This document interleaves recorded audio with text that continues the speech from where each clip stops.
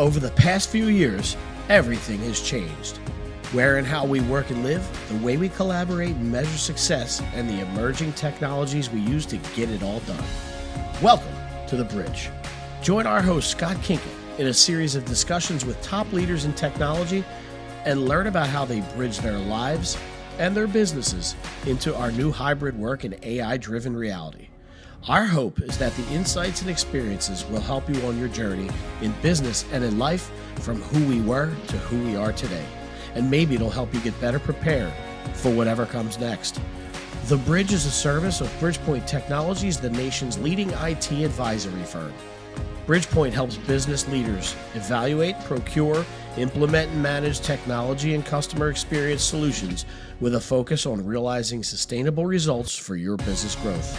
And now, here's your host, Scott Kinka. You've heard the old adage that everyone in business is in customer service or customer experience. And yet legacy contact center software has been designed for one primary workflow, the customer service agent. Our approach to CX and customer expectations are out of alignment. Rei Kesai is the SVP for product for Talkdesk, and he has a legacy in big software. We're talking CRM, ERP level stuff. And his belief is that it's those system of records in nearly any industry you can think of that are really the center of customer experience, and that the communications platforms or the contact center platforms that are simply enablers of those workflows. And of course, they have a big investment in AI, and they believe that AI can unlock the connective tissue between the two so that everyone in the business can become an agent of customer happiness. If we brought you podcast happiness with our industry and IT insights here on the Bridgecast, please make sure you hit that subscribe button on YouTube, follow us on your favorite podcast platform, give us a like, comment, or a 5-star rating. We would very much appreciate it. And of course, while you're doing that, check out my conversation with Rei Kesai, the SVP of product for Talkdesk. Hi, and welcome to another episode of The Bridge, the Bridgecast. We're thrilled to have you join us here, and I'm super excited about this episode. We have with us Rei Kesai, who is the SVP of product, effectively. He can correct me if I didn't get the title right, at Talkdesk. And we've got similar backgrounds. I'm super excited to jump into this. Rei, how are you today? Great. Thank you for having me on the show. Fantastic. Rei, where are we talking from? Where are you? Yeah, so I am from sunny California. I've been born and raised here. Yeah, that's where I'm based in the thick of Silicon Valley.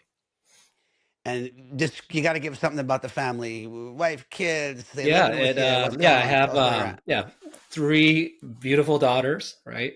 And I am actually a bachelor right now because they're all in Asia, having a great time with mom, and having a girls' vacation right now. So I will be a bachelor for the next month by myself. You'll be doing a lot of podcasts. Apparently. Absolutely. There's a lot of peace and quiet when when the ladies are out of the house, right? Rei, what's the weekends involved for you? What outside of tech? Yeah, no, one of my passions is actually cars. So, and I'm a big Porsche guy, and you can see there's a model right there. I can see that behind you. Yeah, and one of my current projects is I am restoring a car right now. So with the little time that I do have with some buddies, we are working on a classic 911 right now. So what year? So 97. So 97, air-cooled car, wide turbo body. And I would say it's one of those examples of a great car that was loved, driven hard as a race car, but they're built to be beaten up, and then basically now I'm taking it back to street car restoration. So I love it. Yeah, that's tremendous. In the background from a technology perspective, we were talking about this on the pre-show. You've got a history kind of in enterprise software. Not saying that you're not in it now, but I mean SAP, ServiceMax. And where you are today is what at least I perceive to be a communications and really customer experience focused organization. Just tell us a little bit about that journey. Yeah, no, I would say that I've been very fortunate to be part of some great organizations. And to give you some background, this is my 3rd time building a CX platform, my Okay. third time. So, I've just been very fortunate to sort of see the evolution of the space and the technology and the disruption that's happened during my time here. I've been in Silicon Valley the entire time and been part of those, I would say, disruption cycles. And we are going through one right now. I'll talk a little bit about later, but super Yeah. excited. That's why I continue being in this space, because the job never ends as a product person in this space, because there's just so much to, I would say, innovate and improve and really disrupt the way that we think about experience and so forth with customers. So there's a lot to explore there. Yeah. I'm trying to decide whether I want to give us the Talkdesk story now or ask you some questions about that journey. Yeah. Let's But, go to the Talkdesk piece real quick. Can you just, sure. for those we had Bill Welsh on about a year ago. He was, he's the president and COO. He literally, I think he was there for a week when we talked to him, which created an awesome episode around kind of why he came from enterprise security to Yeah. the organization that you're in now. But from your lens, I mean, you run product and you've been, I guess it's something like 5 years there. Give me the Talkdesk story from your lens. Yeah. I think, from a Talkdesk point of view, I joined 5 years ago, roughly. And, been during the time of hyper growth as a company, and it's just been a incredible experience and pleasure to just go through this journey. We started off in our humble beginnings, really being a telephony, I'd say, capability for CRM platforms, mainly Salesforce and Zendesk. And now we've evolved into, I would say, into a full-blown CCaaS platform. And now it doesn't end there, but as we've continued pushing on, really, we look at ourselves really as an AI platform for customer experience. And that's where the world is going. And that's where we're doing a lot of investment right now in that part of the portfolio. So we'll double click on that a little bit Yeah. more, but let me ask a couple of quick questions. You've changed I don't want to say change the model, but evolved the model over time. What's the one thing? What's the superpower for Talkdesk?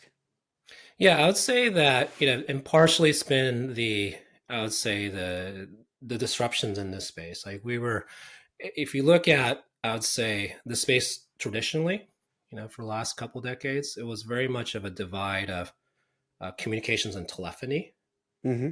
right? And you could sort of look at the other side of it, which was customer data management and workflows, right?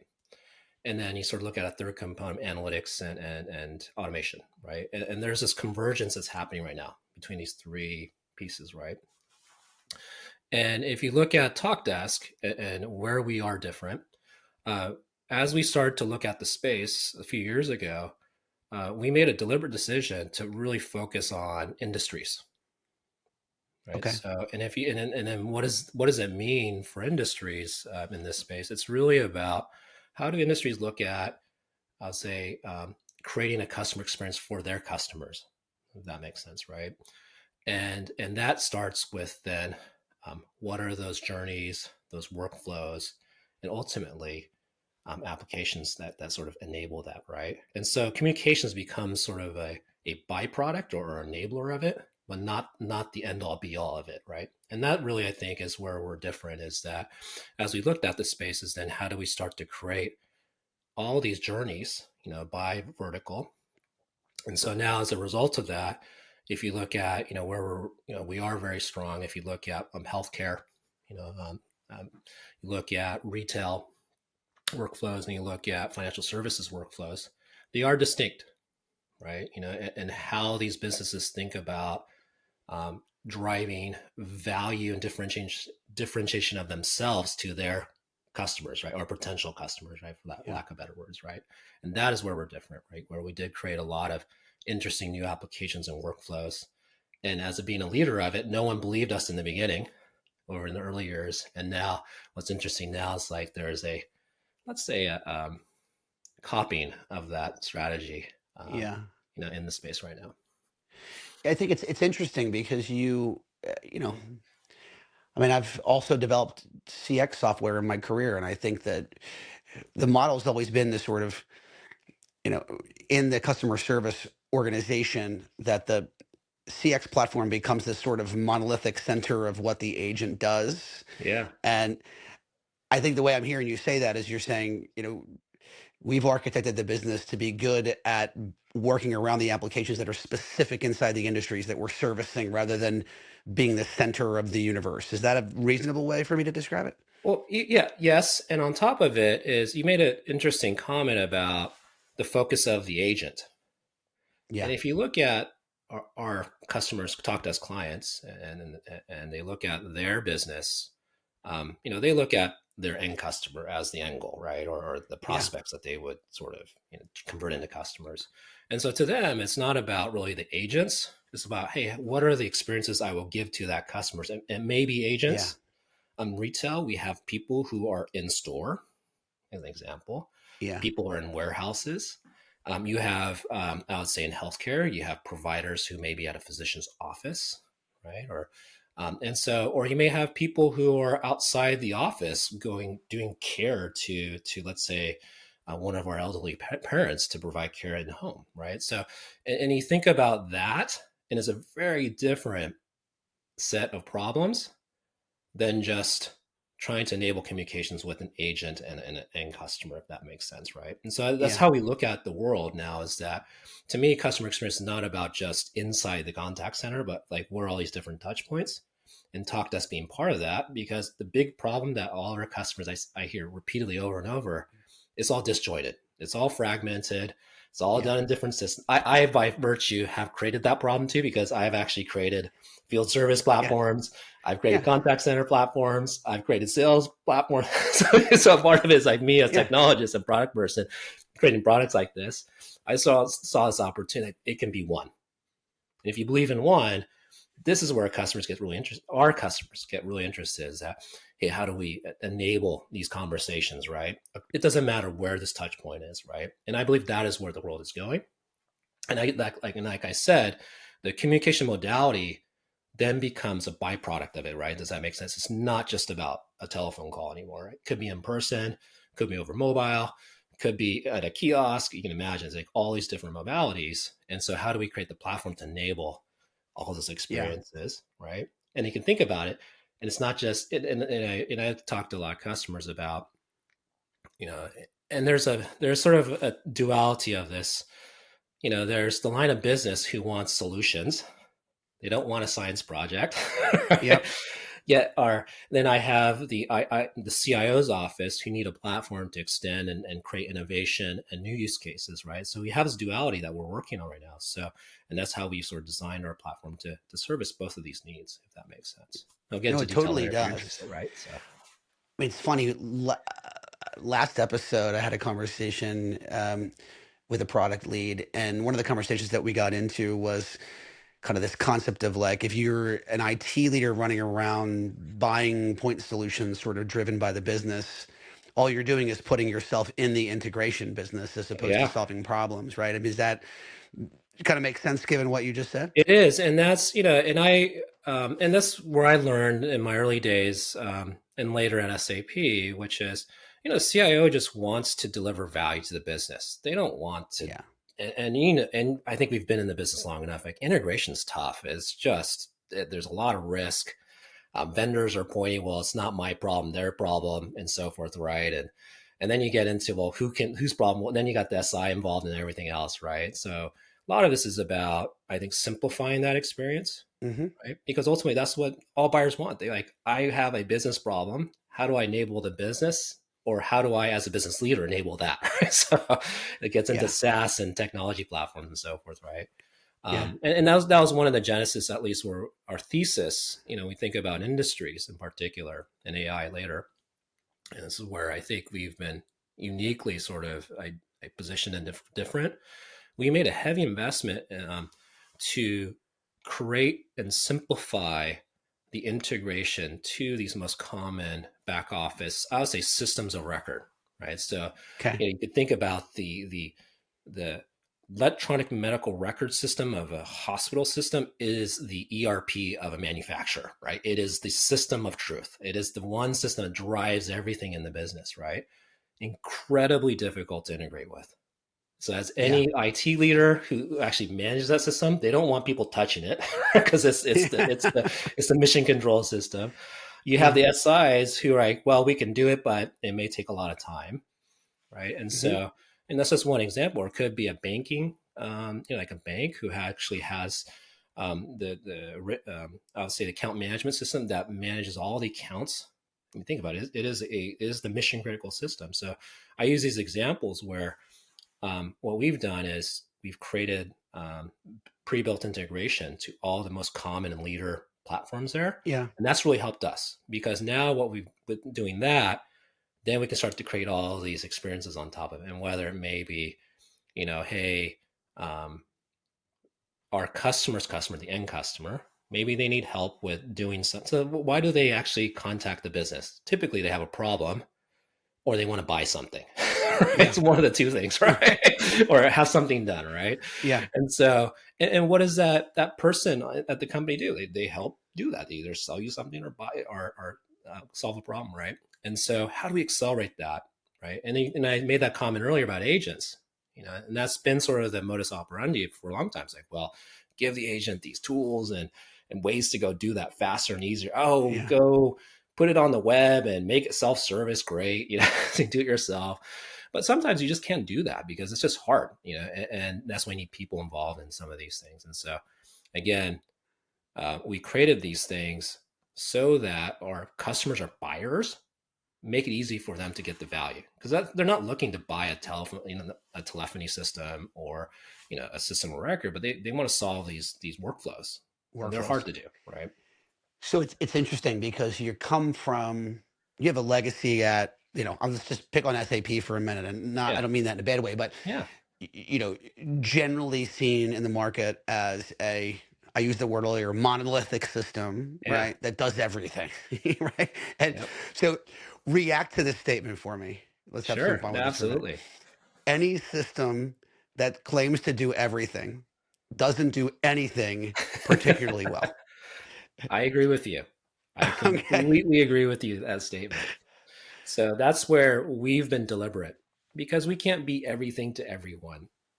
And Yeah. so when we think about like a retail business or, let's say a service business like a healthcare system or let's say a bank, there's fundamentally a few things that matter to them and everything else is sort of ancillary back to their customers or their prospects, right?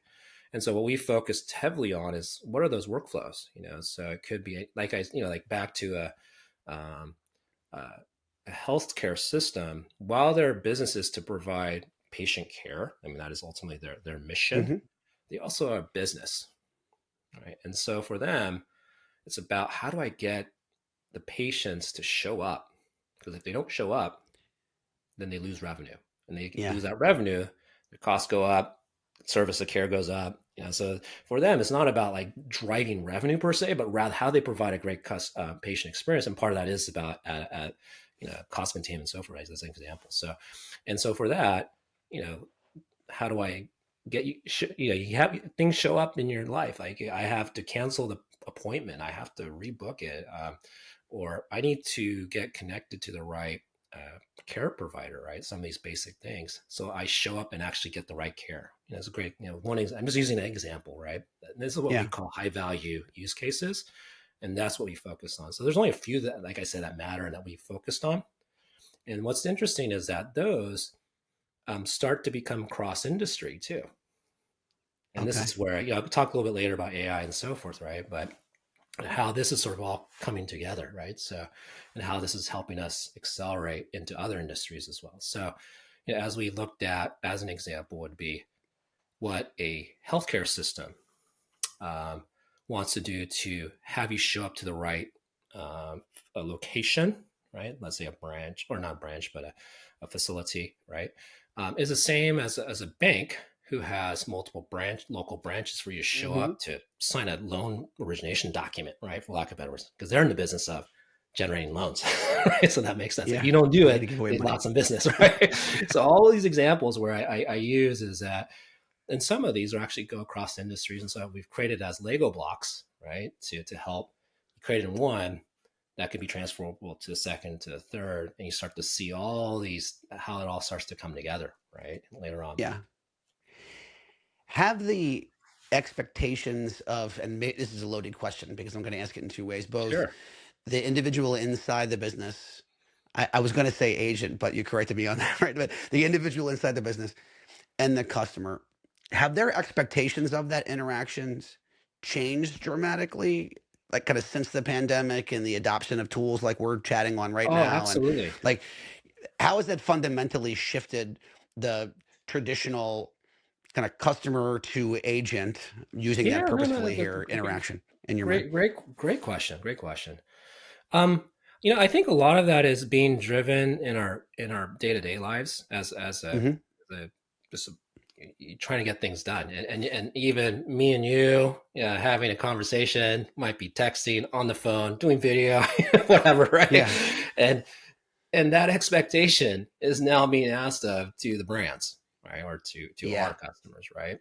And so I what you're seeing right now is there's some industries that are a little bit further ahead in terms of adopting these things. And generally, I'd say um, retail businesses in particular, and if you get into banking, they actually have adopted a lot of these things for quite some time, and they Yeah. figured out how to. And I say other industries have not, and it's just sort of an adoption cycle. But what I'm trying to get at, which is ultimately, I think the people who are providing the service want that too, because they want to be effective too. They're looking at these tools or capabilities to help them do their job.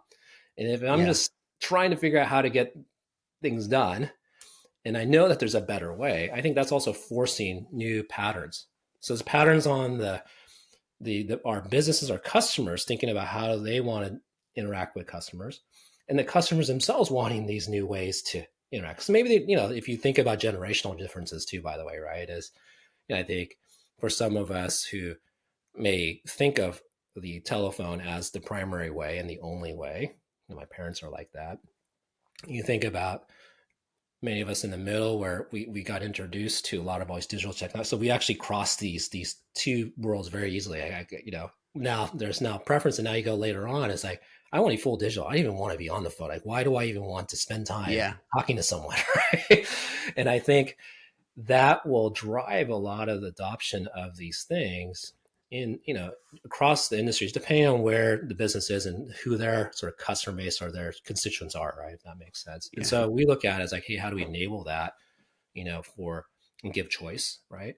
But also too is like not look at it as, well, you just buy this thing and that thing and cobble it all together. To me, it's just about an experience, because we know what great is because we do it ourselves.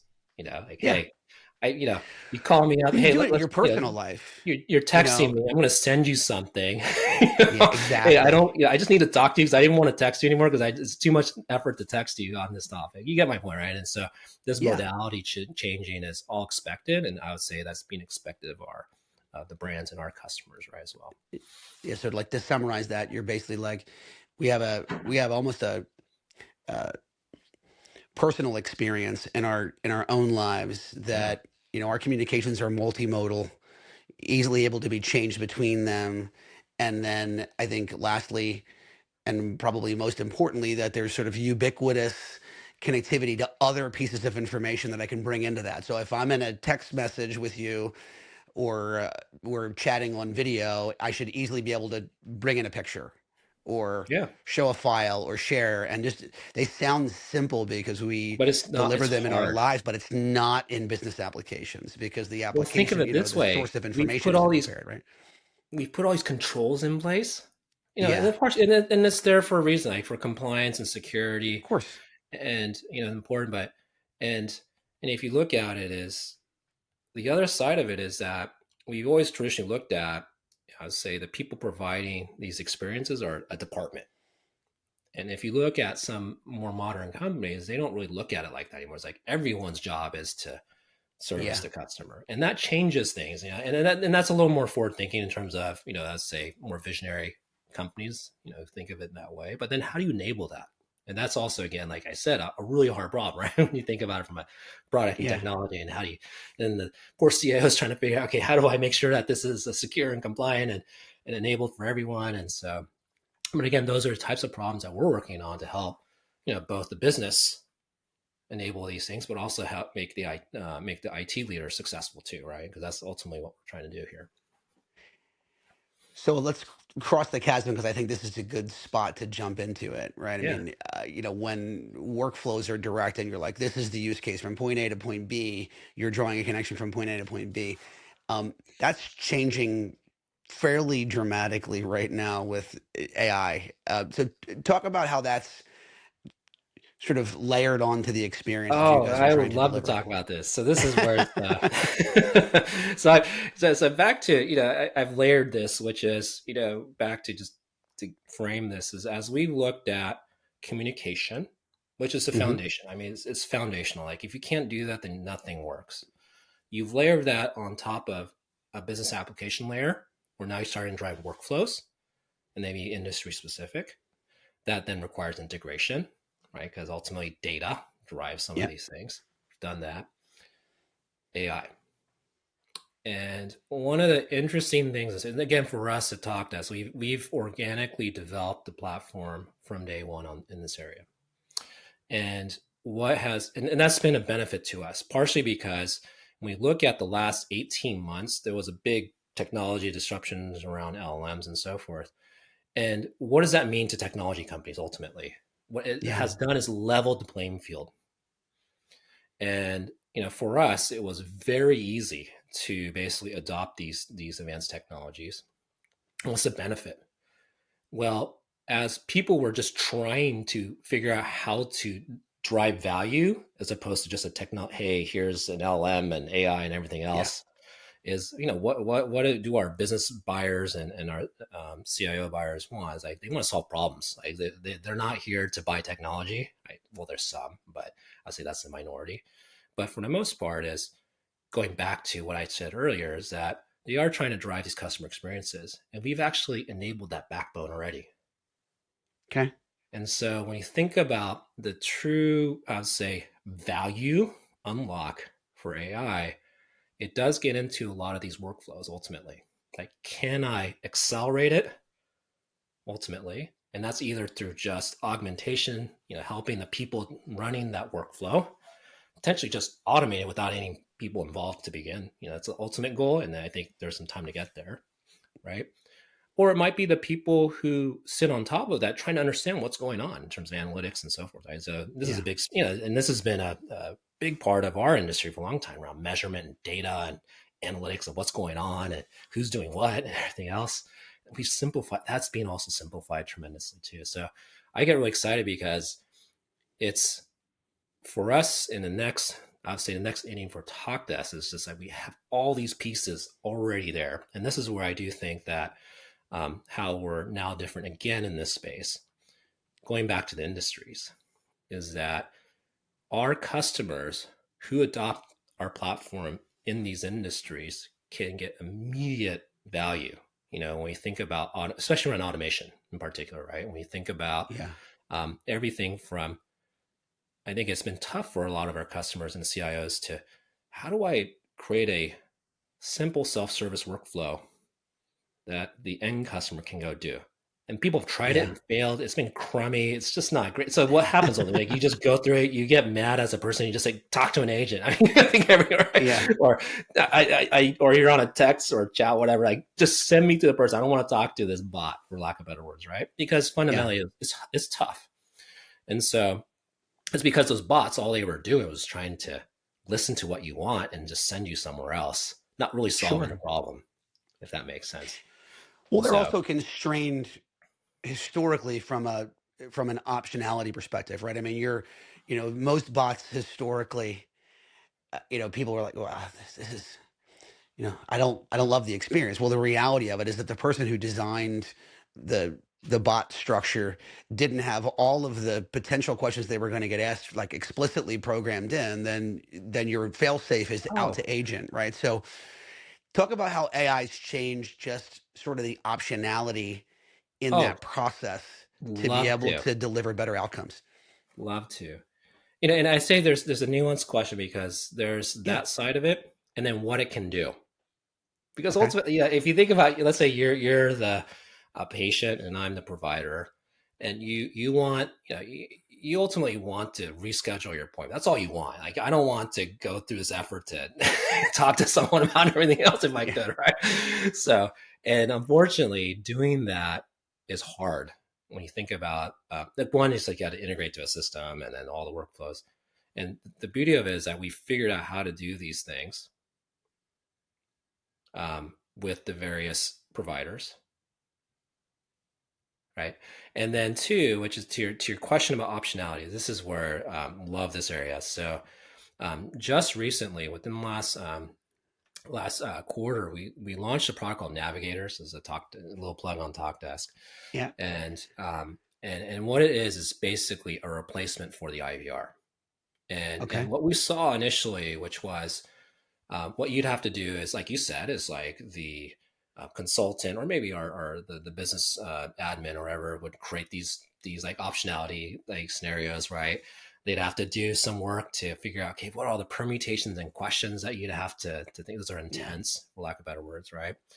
Well, and I say technology disruptions, LLMs have just disrupted that workflow, because now it could be as simple as appointment booking as a topic. How would I actually ask for an appointment booking, all the M permutations associated with that, and not just in English, but across languages? Yeah. That is big. And so this is where we're starting, and this is where customers have implement that and just do a few steps, and bam, now they're just off to the races to help, at least in the basic step of get this person to the right place at the right time. Right? Don't send them through transfer hell, for lack of better words, right? Because that's the challenge. Is like, if you're in person at at a clinic, you don't go through that. You just show up to the receptionist. They know exactly, like, you show up, they know where to go. You know exactly where you're going to go. In a virtual world, you have a hard time knowing where to go. Right? That makes sense, right? And so we got to solve that problem for them. The technology can certainly support it. Do you find that customers have challenges having the data set to inform the LLM? Let's just use the example that you just talked about, like the assistant at the front desk just implicitly knows, like, when somebody says X, I can go here. But if his brain doesn't exist somewhere unstructured, then how do you inform the LLM? Oh, that's incredible. That's a great question. So this is where, again, being specific to industries really helps us, because we're no longer being generic. So and as we've thought about so back to business problems, the problems that our customers look at, like, I want to solve these workflows. Then you start to look at, well, then how would the end customer try to do that, or ask for it, for lack of better words, right? And this gets into, okay, so now, without putting all the burden of that setup and knowledge to our partners and to the consultants and so forth, we've, I always say, as a product where you codify these things, you put them into the product, because the moment you do that, you can scale. Like, you remove the thinking, and that's where this domain and IP gets in. So as we work with customers, is about, okay, here's the question set, for lack of better words, what we call intents, for lack of better words, right? That matter, right? And then from there, obviously, if I'm, we had a great example where this was actually a medical device company, right? So you can imagine, I have some screws in my knee right now, right? So what was really interesting is that in the context of screws for the medical device company, it means titanium, hardware that are, put into the body. But use that in context, you can imagine screw, it could be offensive, right? And so this specificity is actually put into our product in terms of, by industry. So you think about language, it actually is a very nuanced and difficult topic that we've actually taken all that complexity out, put it into the product. And ultimately the CIO and everyone gets value from that, right? So super interesting. With the couple minutes we have left, I want to just focus on Ray a little bit, if you don't mind. So we talked a lot about product, but you as an IT leader, I'd love to just get some of your feedback and ask you a couple fun questions. Sure. First one is, how about you? We talked about the company. What's your superpower? My superpower? As a leader, So I, like I said, I alluded earlier, I've been very fortunate, and I'd say meeting certain individuals and being exposed to great companies and being part of those organizations has really taught me, as a leader as I've grown in my career. But what that also does, like for all of us, is pattern recognition. Right. Okay. And so as you go through, it's like, what works and what doesn't, what's good and what's not.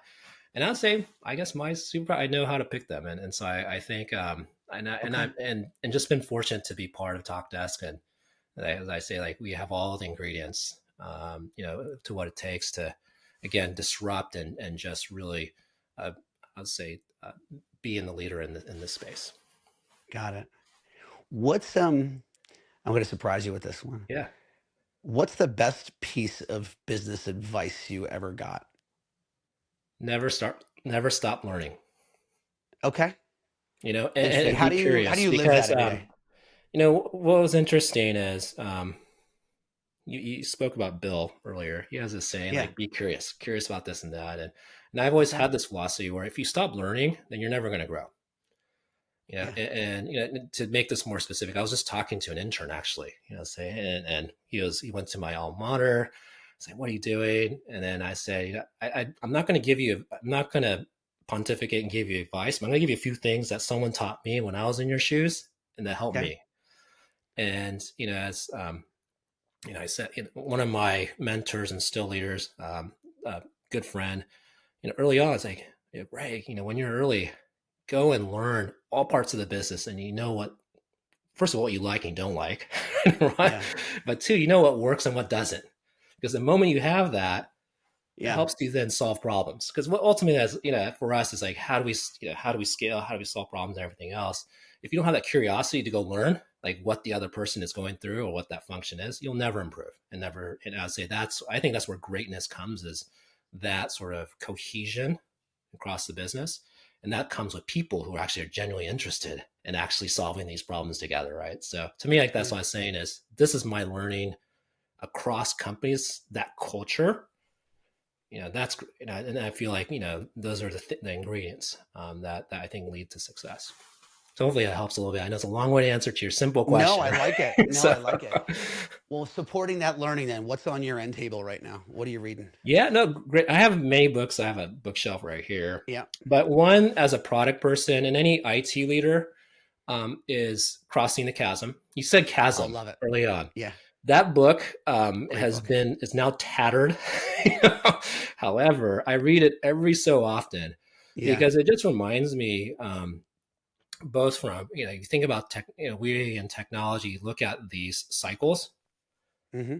and a lot of it is about timing and seizing the opportunity and pattern matching, right? So, and knowing what could go right and what could go wrong. Yeah. And so you can easily get, I could say, sucked into the vortex of how things are going and you're just busy. But, I read that book every so often to just remind me, okay, what are the patterns I need to continue to look at and watch? Which It's a stage are great book we for in? that. What do Yeah. we need to go to next, right? And I tell it to, especially for product people in particular, like it is the Bible that you should just have as a framework, one of many, right? Not to say it is the framework, right? But Yeah. I think to help, lead an organization. So It's so funny that I've spent a lot of time myself leading product organizations, and you mentioned that concept of like getting sucked into the vortex. I would always say, stop, don't be in the business of being in business. yeah, You know what I mean? Because that's what's great about that book. Highly recommend it. We'll make sure that the link is in the show notes for yeah, those who haven't read it. And I agree, it's a great Bible for that. All right, two last fun ones. sure. One, I need a crazy prediction from you for the next 12 to 18 months. It doesn't matter if it's in, business or technology, or if it's in sports or related to your, the Porsche you're rebuilding, whatever. Tell me what's going to happen so we can look back. I would say, you made a comment earlier about the hype cycle in AI. Yeah. It's a hype cycle. There will be Hmm. some winners and then catastrophic failures. There will be. Yeah. And that's true with any, I would say, technology led innovation cycle.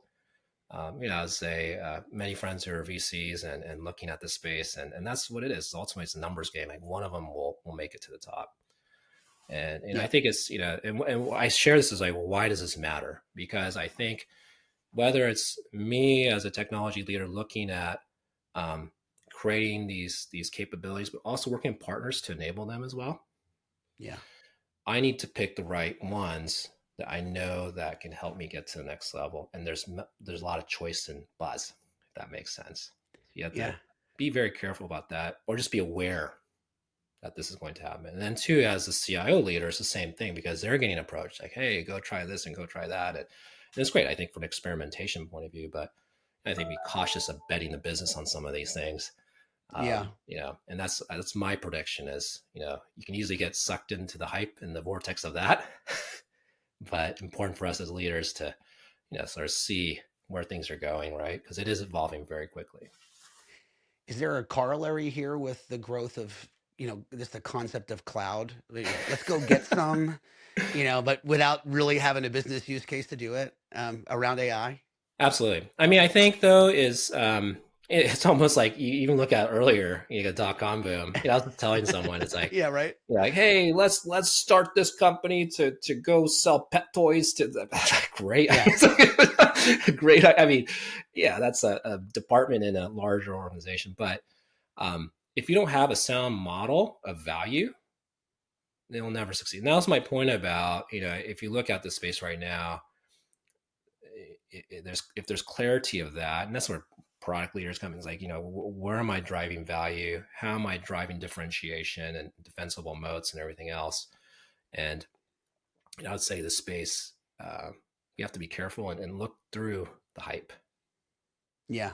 Right. Both as me as a technology creator and provider, right, as I'm looking at, but also as the buyer, right? Like, you hear it. And I think this is education that's happening, I think, right now. And I think those who've seen this cycle know what could go right and what could go wrong, right? Yeah. So, and that's why I do say there's opportunity. And that's why I'm not saying being risk averse and not changing anything, but there's certain things that matter, and how do you amplify those things?